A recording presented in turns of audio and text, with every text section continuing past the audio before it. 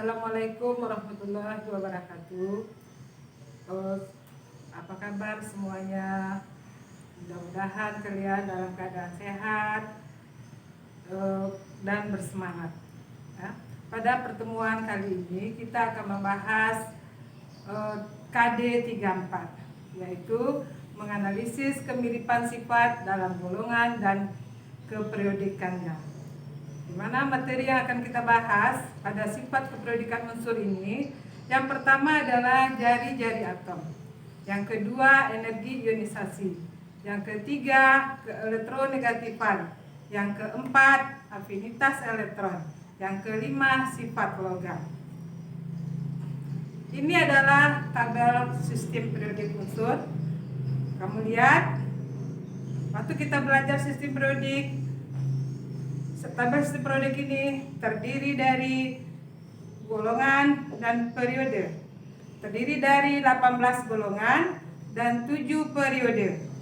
Nah, lajur ke kanan itu namanya periode. Dari atas ke bawah namanya golongan. Jadi bisa hitung itu 18 golongan dan 7 periode. Kemudian unsur-unsur pada periode dan golongan itu mempunyai sifat keperiodikan. Ya, yang pertama yaitu jari-jari atom. Jari-jari atom itu merupakan jarak antara inti atom dengan elektron yang berada pada kulit terluar. Kalau atom itu merupakan dia membentuk molekul unsur, maka jari-jari atomnya merupakan jarak dari dua inti itu dibagi dua, ya. Misalnya molekul hidrogen, atom hidrogen mempunyai inti, yang satu lagi mempunyai inti lagi, maka nanti jarak kedua atom itu diukur, kemudian dibagi dua. Ya, itulah jarak dari molekul unsur itu yang terdiri dari unsur-unsur non logam. Kemudian satuan jari-jari atom itu adalah Armstrong atau pikometer. Kemudian dalam satu golongan, jari-jari atom itu dari atas ke bawah, jari-jari atomnya semakin besar. Kenapa? Karena dari atas ke bawah nomor atom semakin besar. Ya, nomor atom semakin besar mengakibatkan jumlah elektronnya bertambah banyak. Bertambah banyak otomatis nanti kulitnya bertambah banyak juga. Sehingga jarak antara inti dengan kulit terluar itu semakin besar. Makanya jari-jari atom dari atas ke bawah semakin besar. Kemudian dalam satu periode, jari-jari atom itu semakin kecil. Kenapa? Dalam satu periode itu jumlah kulitnya sama, tetapi jumlah protonnya bertambah. Otomatis dia itu bertambah kuat tarikannya terhadap elektron terluar, sehingga terjadilah pengkerutan, sehingga dia bertambah kecil dari kiri ke kanan itu. Kemudian yang kedua, energi ionisasi. Energi ionisasi adalah energi yang dibutuhkan oleh sebuah atom untuk melepaskan satu elektron pada kulit terluarnya, dan membentuk ion positif. Ya. Dalam satu golongan, dari atas ke bawah, karena jumlah kulit bertambah banyak, jari-jari atomnya semakin besar, maka energi ionisasinya semakin kecil. Artinya elektron itu mudah lepas karena dia jauh dengan intinya. Tarikan inti semakin lemah.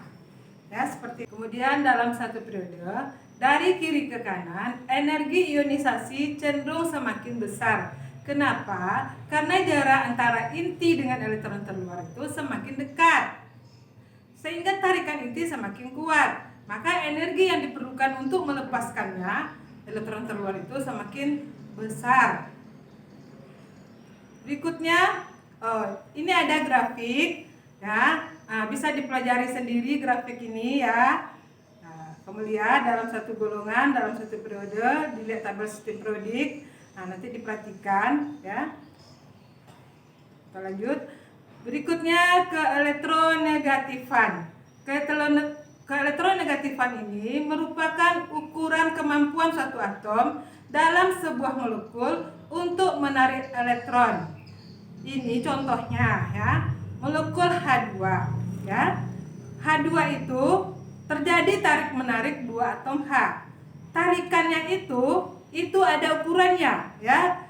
Ada H2, N2, O2, itu tarikan pada elektron yang pakai untuk berikatan tuh berbeda antara H2, O2, N2 tersebut, ya. Itu ukuran itu namanya keelektronegatifan, ya, kemampuannya. Jadi semakin besar keelektronegatifan, semakin kuat tarikannya.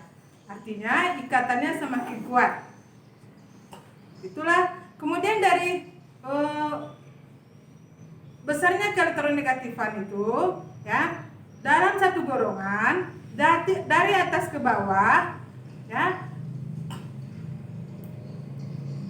cenderung semakin kecil, ya, cenderung semakin kecil. Kenapa? Karena elektronnya jauh dari inti atau dia jari-jari atomnya besar. Jadi kemampuannya juga lemah juga untuk menarik. Kemudian dari kiri ke kanan, ya, jarak antara inti dengan elektron semakin dekat, sehingga nanti tarikan inti semakin kuat, maka tarikannya semakin kuat atau kemampuan dia menarik itu semakin besar dia. Maka keelektronegatifannya juga besar. Kemudian tabel dari harga keelektronegatifan. Sebagai perbandingan kita lihat periode kedua itu Li-nya 1,0, Be-nya 1,3, B 2,0, C 2,5, N 3,0, O 3,5, F 4,0. Jadi kemampuan tarikan yang paling besar itu adalah F. F itu adalah yang paling bersifat elektronegatif atau keelektronegatifan yang paling besar.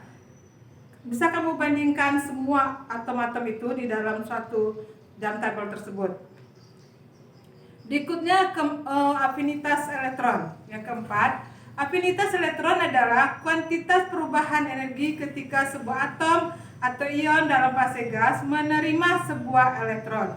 Ini artinya kalau menerima sebuah elektron maka dia akan bermuatan negatif. Jadi kebalikanlah dengan yang bermuatan positif, ya. Kemudian dalam satu golongan pada tabel sistem periodik dari atas ke bawah, afinitas elektronnya cenderung semakin kecil dengan banyak pengecualian. Artinya ada unsur-unsur tertentu tidak ikut seperti itu. Ya, nanti akan kita lihat tabelnya.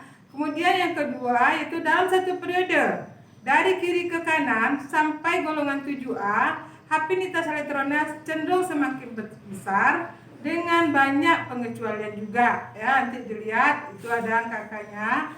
Itu negatif artinya dia melepaskan elektron, ya. Seperti itu, bukan berarti jamin dalam bentuk matematiknya. Positif itu artinya dia melepaskan elektron, dia membentuk ion positif. Nah, seperti itu. Yang kelima yaitu sifat logam, ya. Unsur-unsur dalam sistem periodik dibagi menjadi unsur logam, semi logam, dan non logam. Ya, kalau yang di kiri itu bersifat logam, yang di kanan bersifat non logam, sedangkan yang di tengah itu namanya semi logam atau dikenal dengan metaloid. Sifat logam unsur terkait dengan energi ionisasi dan afinitas elektron. Unsur logam memiliki energi ionisasi kecil sehingga mudah melepaskan elektron membentuk ion positif. Sedangkan unsur non logam memiliki afinitas elektron besar sehingga mudah menarik elektron membentuk ion negatif. Dalam satu golongan logam, unsur logam bertambah, sifat logamnya bertambah dari atas ke bawah karena energi ionisasinya berkurang sehingga semakin mudah melepaskan elektron. Sifat logamnya jadi bertambah. Dalam satu periode, sifat logam unsur berkurang dari kiri ke kanan, ya. Makin sulit bagi unsur untuk melepaskan elektron. Berarti sifat logamnya semakin berkurang. Sehingga dia bersifat non logam unsur-unsur yang di kanan tersebut.